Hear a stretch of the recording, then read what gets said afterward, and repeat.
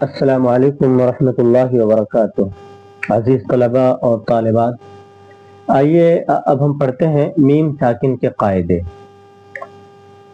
ادغام شفوی، میم ساکن کے بعد میم آئے تو میم کو میم سے ملا کر غنہ کے ساتھ پڑھا جائے گا، یعنی اسی کو ہم ادغام شفوی کہتے ہیں۔ یہاں دیکھیے میم ساکن کے بعد میم آ گیا، اس لیے میم کو میم سے ملا کر ہم غنہ کے ساتھ پڑھیں گے۔ اور دوسرا ہے اخفاء شفوی، میم ساکن کے بعد با آئے تو غنہ کے ساتھ اخفاء ہوگا۔ میم ساکن کے بعد با آ گیا تو اس لیے ہم غنہ کے ساتھ اخفاء کریں گے، ربہم بہم، اس طرح۔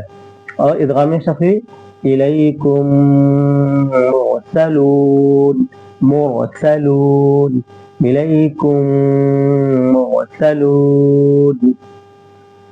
اظہار شفوی، میم ساکن کے بعد با اور میم کے علاوہ کوئی اور حرف بالخصوص واو یا فا آئے تو میم کو ظاہر کر کے پڑھنا چاہیے، جیسے اردو میں ہم تم کی میم، ہم کہتے ہیں کہ تم نے کہا تھا تو ہم نے کوئی غنہ نہیں کیا، ہم جا رہے تھے تو ہم بولتے ہوئے کوئی غنہ نہیں ہوتا ہے، بالکل ظاہر کر کے ہم پڑھتے ہیں۔ تو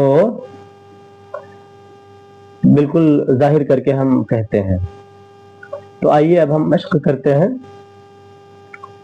ادغام شفوی کی۔ الیکم مرسلون، یہاں دیکھیں میم ساکن کے بعد میم آ گیا، اس لیے ادغام شفوی ہوگا۔ اس طرح کریں گے، حمزہ زیری لامی ازبر الی، کاف میم پیش کم، الیکم، میم کو میم سے ملا دیں گے، میم را پیش مر، سین زبر سا، مرسا، لام واو پیش لو، مرسلو، نون زبر نا، مرسلون۔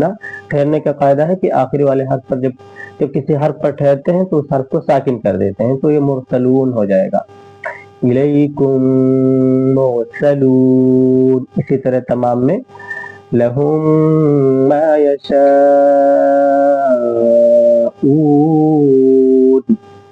فی قلوبہم مرض، میم ساکن کے بعد میم آ گیا، فہم معرضون۔ اخفاء شفوی، یعنی میم ساکن کے بعد با آئے تو اخفاء شفوی ہوگا، غنہ کے ساتھ ہم اخفاء کریں گے۔ ان ربہم بہم، ربہم بہم، ترمیہم بحجارۃ وما ہم بمؤمنین فبشرہم بعذاب۔ وقف کا قاعدہ ہے کہ جب کسی حرف پر ٹھہرتے ہیں تو اس حرف کو ہم ساکن کر دیتے ہیں، تو اس کو بھی ہم ساکن کر دیں گے، بعذاب۔ آئیے اب ہم مشق کرتے ہیں اظہار شفوی کی، یعنی میم ساکن کے بعد نہ تو یہاں پر میم آئے اور نہ ہی میم ساکن کے بعد با آئے، تو کیا ہوگا؟ اظہار شفوی ہوگا، میم کی آواز کو ہم ظاہر کر کے پڑھیں گے۔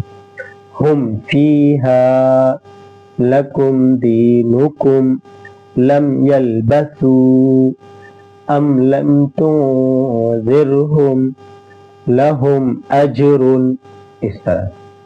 السلام علیکم ورحمۃ اللہ وبرکاتہ۔